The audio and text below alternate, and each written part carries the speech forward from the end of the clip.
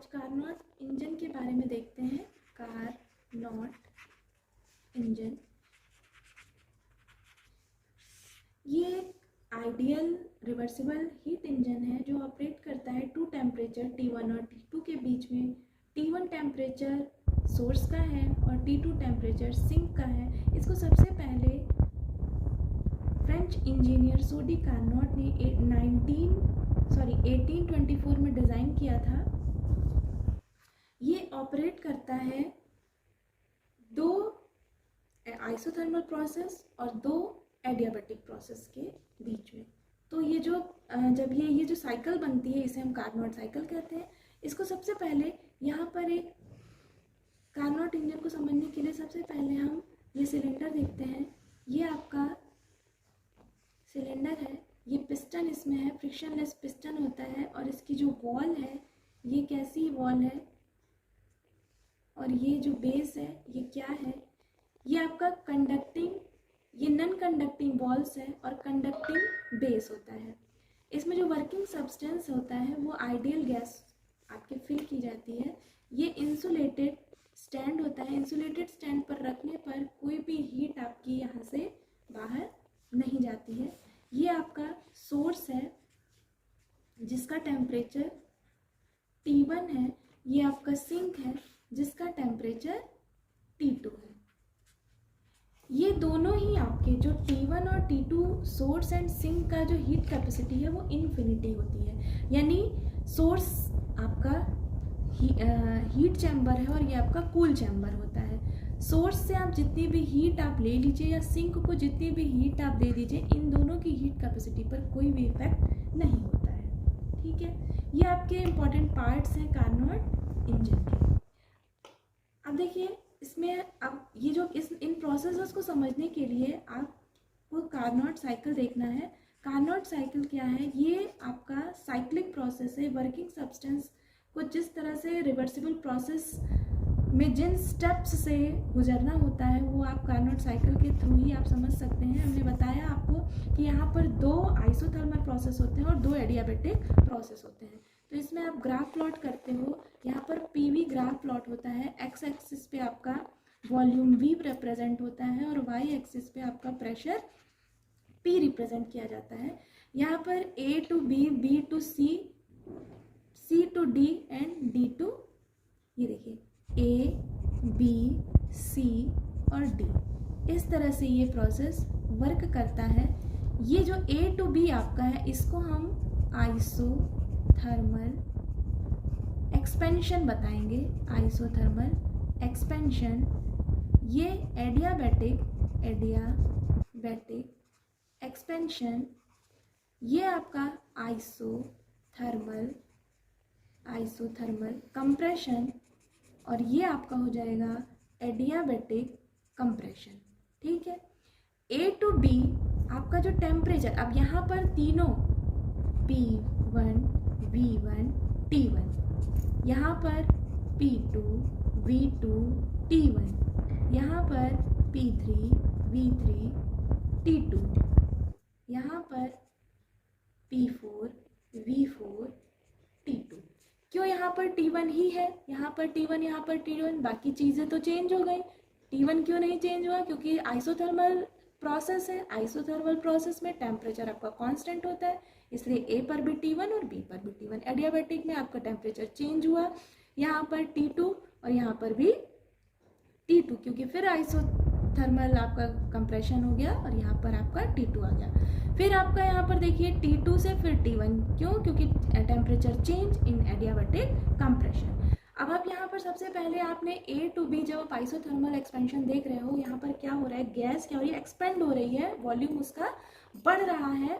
तो यहाँ पर जब इस सिलेंडर को हमने क्या किया, सबसे पहले यहाँ पर सोर्स पर रखेंगे। सोर्स के थ्रू ये हीट यहाँ, क्योंकि ये कैसा है? कंडक्टिंग है, तो यहाँ हीट ये क्या करेगा? एब्जॉर्ब करेगा और अपने वॉल्यूम को इंक्रीज करेगा। तो work done through the gas या work done by the gas. तो यहाँ पर आप इसको थोड़ा सा यहाँ पर एक डॉटेड लाइन से इस तरह से आप बना लीजिए और फिर से इसका नाम दे देते हैं। यहाँ आपने A, B, C, D दिया हुआ है, तो यहाँ E, F, G, एच, ये नाम भी दे दीजिए आप, क्योंकि अभी हमको क्या करना पड़ेगा, अभी हमको इसका एरिया दिखाना होगा, तो एरिया के लिए ये चीज़ें ज़रूरी होंगी, इसलिए यहाँ पर ये हम लिखेंगे। क्लियर हो रहा है? तो सबसे पहला यहाँ स्टेप है, स्टेप 1 जो है आपका वो A to B जाएगा, A to B, और ये कौन सा प्रोसेस रहेगा, तो ये प्रोसेस है आइसोथर्मल एक्सपेंशन। कौन सा प्रोसेस है? Isothermal expansion. और आइसोथर्मल एक्सपेंशन में जो आपका जो सिलेंडर है वो कहाँ प्लेस किया जाएगा? सोर्स के ऊपर प्लेस किया जाएगा, और गैस क्या करेगी? हीट एक्वायर करेगी, किससे? सोर्स से T1 टेम्परेचर जो है, और इस कंडीशन में वो Q1 हीट को एब्जॉर्ब करेगी सोर्स के थ्रू, और वर्क डन जो होगा वो क्या हो जाएगा? By the gas is W1। W1 is equal to यहाँ पर क्या हो जाएगा? Q1। और आप सभी लोग ने पढ़ा है पीछे कि जब आइसोथर्मल एक्सपेंशन या आइसोथर्मल प्रोसेस आप कह सकते हो, वहाँ पर जब वर्क डन होता है गैस के थ्रू, तो वो फॉर्मूला होता है μRT1 log V2 by V1। यहाँ पर अगर आप एरिया की बात करिएगा तो W1 A to B जा रहा है, तो A to B ध्यान देंगे, A to B, तो ये आप अगर देखो तो ये पूरा एरिया यानी ABGEA, ये एरिया क्या हो जाएगा? एरिया ABGEA,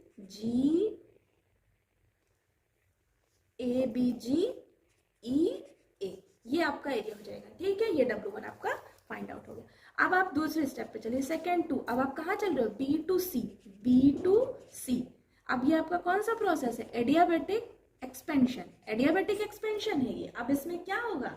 अब आपकी गैस को प्लेस किया जाएगा कहाँ? इंसुलेटेड स्टैंड पे। जो इंसुलेटेड स्टैंड रखा हुआ है उस पर आपको गैस सिलेंडर को आप प्लेस करोगे, और अब ये क्या करेगा? स्लोली अपने टेम्परेचर को क्या करेगा? धीरे धीरे अपने टेम्परेचर को फॉल करेगा, और कहाँ पहुंचेगा? T2 पे पहुंचेगा। ठीक है, अब टेम्परेचर, क्योंकि आपका टेम्परेचर क्या फॉल करके T2 पे पहुंचेगा, और यहाँ पर वर्क डन होगा क्या? W2। यहाँ वर्क डन क्या हो जाएगा? W2। अब आपको एडियाबैटिक एक्सपेंशन में या एडियाबैटिक प्रोसेस में आप कह सकते हो, आपका फॉर्मूला होता है μR। टेम्परेचर कहाँ से कहाँ तक जा रहा है? T1 से डिक्रीज होके किस पे जा रहा है? T2 पे। तो μR T2 minus T1 upon gamma minus 1। ये अब यहाँ पर आप एरिया देखो तो एरिया आपका क्या हो जाएगा? एरिया ये देखिए, ये BCHGB, तो आप यहाँ क्या लिखोगे? BCHGB। ठीक, ये आपका एरिया हो जाएगा। इसको आप इक्वेशन नंबर 1 दे दीजिए, इसको इक्वेशन नंबर 2 दे दीजिए। अब आप थर्ड पे आइए। आपका थर्ड स्टेप जो है वो आपका कौन सा हो जाएगा? वो आपका है आइसोथर्मल कंप्रेशन। आइसोथर्मल कंप्रेशन ये कहाँ से कहाँ तक है?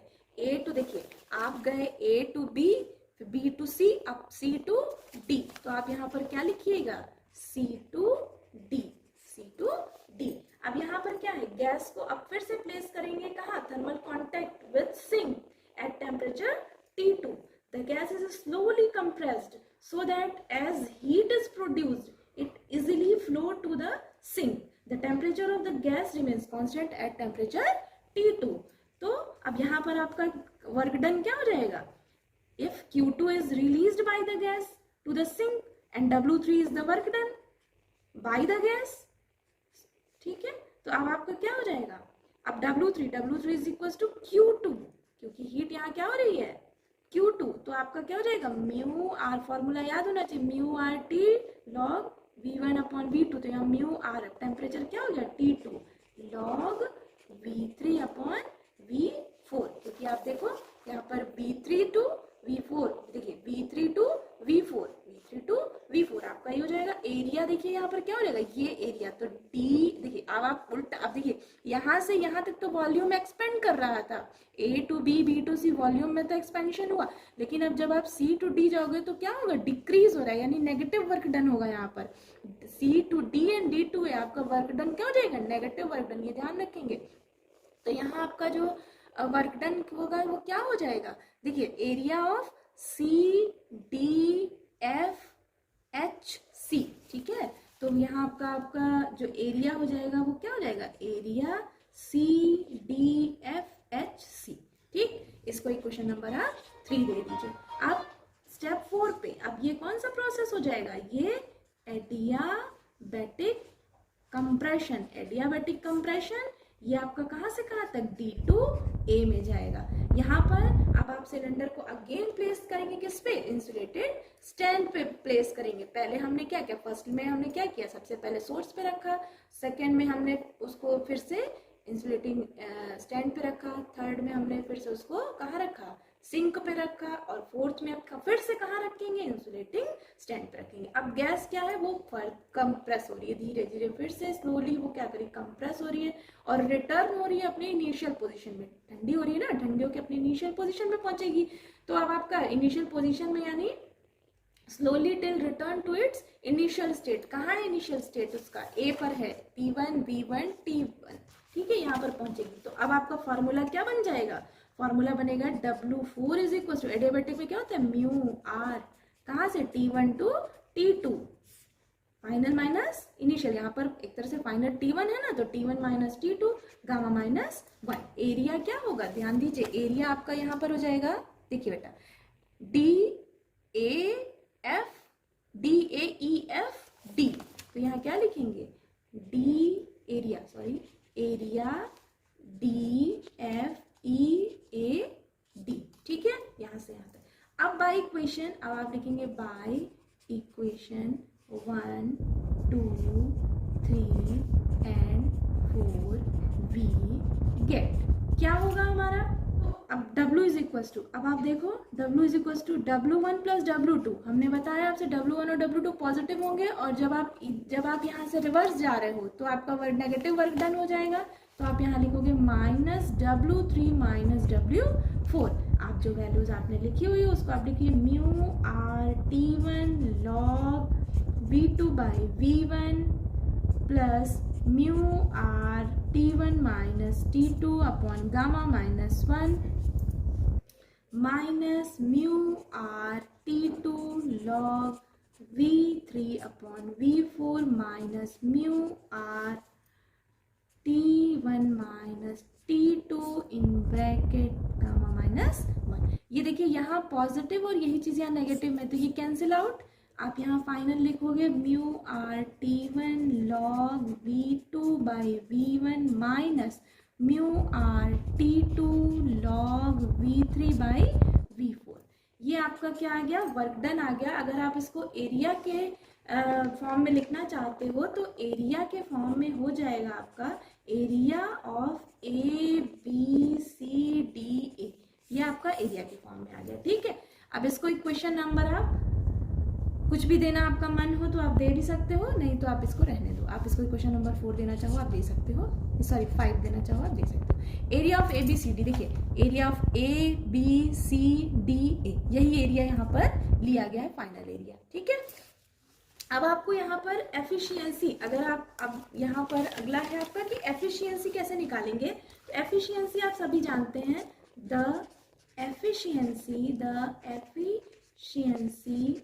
ऑफ कार्नोट इंजन इज, क्या हो जाएगा, एटा इज इक्वल टू, फॉर्मूला होता है W अपॉन Q1। Q1 यहाँ क्या है, जो हीट सोर्स की हीट है, सोर्स की जो हीट है वो W1, सॉरी Q1, यहाँ W अपॉन Q1, तो Q1 क्या है, हीट ऑफ द